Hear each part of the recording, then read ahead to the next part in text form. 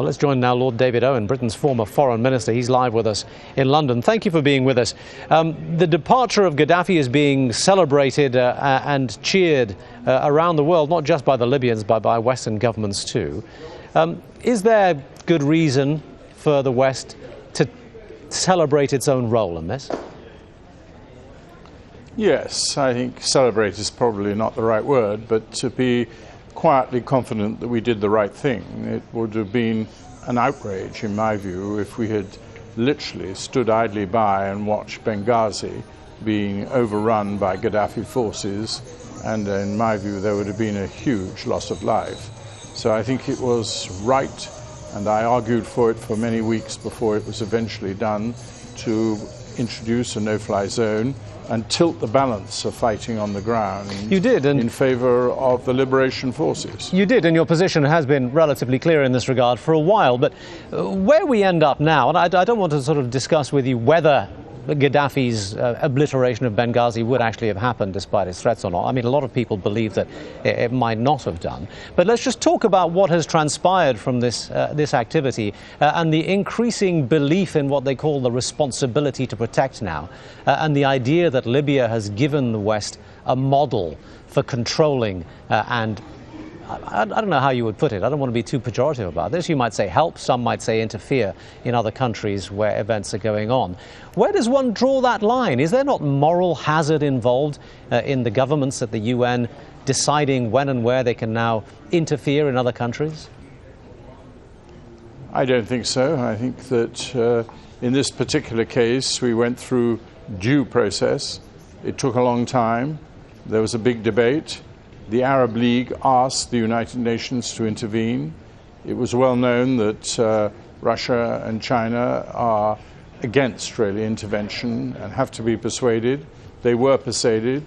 The resolution was a constraining resolution. It did not allow occupying force to go on the ground. It restrained the targets and the way that the operation was conducted, which undoubtedly meant that it took a lot longer than it would have otherwise done. In my view, those constraints have been shown to be wise ones and justified ones. Well, it was a liberation by the Libyan people, but they had time during this to own the revolution. It is a revolution, of course, what has taken place. Well, I mean, you speak of due process and you speak of constraints, and it's hard to reconcile that. I mean, those concepts in the halls of the United Nations may have had some resonance, but it's hard to reconcile the words with the pictures that we've been seeing out of Libya, isn't it? I mean, you look at the state of the town of Sirte, and you look, for instance, at the pictures that came out only yesterday of the incineration of that Gaddafi convoy, and you wonder whether the terms of the 1973 resolution were actually maintained by NATO, or whether they were just covering words for what actually was an attempt right from the start to decapitate Gaddafi himself. Well, I think you can argue about that, and people will argue as to whether or not NATO kept within the confines of that resolution. I personally think they broadly did. It's not always easy. You're trying to define what is a military target. I think that the fighting that went on in Sirte was organized, as we now know, by one of Gaddafi's sons. He was there in the midst of the fighting. He therefore was, in my judgment, a justified military target. And when his convoy was spotted, it seems to me quite reasonable for the action that was taken to effectively try to, I don't say decapitate or to kill, but to effectively stop them moving from Sirte to another place in Libya and continue the fight against the liberation. But you say, you know, people will argue about this, and there is clearly considerable grey area here. But my concern here is that what is a grey area again, in the halls of the United Nations or even across the airwaves with media and commentators like yourself is not grey area in Libya. I mean, when bombs are falling on civilian houses in Tripoli, as has been done, that is is not a grey area. That is a practical effect on the ground. Whereabouts are you? Where are you in this whole thing? I mean, it's ridiculous. If you have watched what's happening in Libya, it's a genuine liberation. Listen to these people. They've been living under a despotic regime now for decades. There's no sign whatever of people in Libya in any substantial numbers regretting what has happened. It is now up to them how they behave. I hope they will show restraint.